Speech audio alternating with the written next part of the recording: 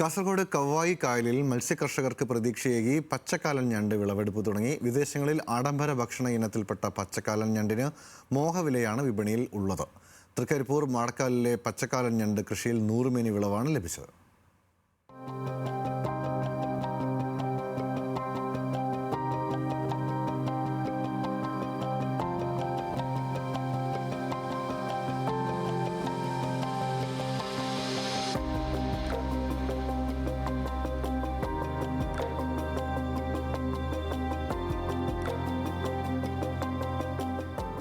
സംസ്ഥാനത്ത് ചെറുകിട മത്സ്യകർഷകർക്ക് കേരളത്തിൽ കുറഞ്ഞ ചെലവിൽ മികച്ച ലാഭം കൊയ്യാൻ സാധിക്കുന്ന ഒന്നാണ് പച്ചക്കാലൻ ഞണ്ട് കൃഷി.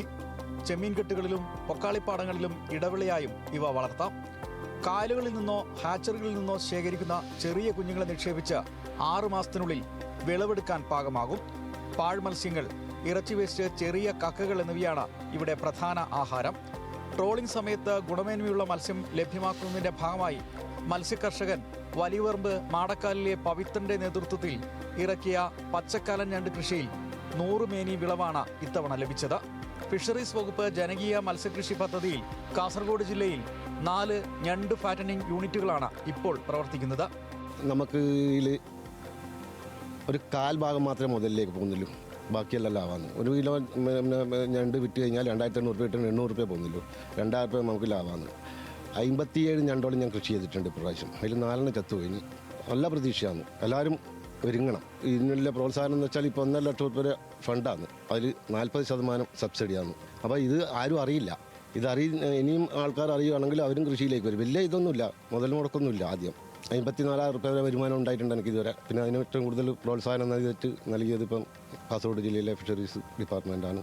മത്സ്യത്തൊഴിലാളികളിൽ നിന്ന് ശേഖരിക്കുന്ന വാട്ടർ ക്രാബ് പൊതുജലാശയങ്ങളിൽ പ്രത്യേകമായി തയ്യാറാക്കിയ ഡ്രമ്മുകളിൽ നിക്ഷേപിച്ച് 40 ദിവസത്തിനകം തീറ്റ നൽകി മഡ് ക്രാബാക്കി മാറ്റുന്ന ഞണ്ട് ഫാറ്റനിങ് കൃഷി കവ്വായിക്കാലിലും വ്യാപകമാക്കാനുള്ള ശ്രമമാണ് നടക്കുന്നത്. തൊഴിലാളികളിൽ നിന്ന് 500 രൂപ നിരക്കിൽ ശേഖരിക്കുന്ന വാട്ടർ ഞണ്ട് മഡ് ക്രാബായി മാറുമ്പോൾ കർഷകന് കിലോയ്ക്ക് 3000 രൂപ വരെ ലഭിക്കുന്നുണ്ട്.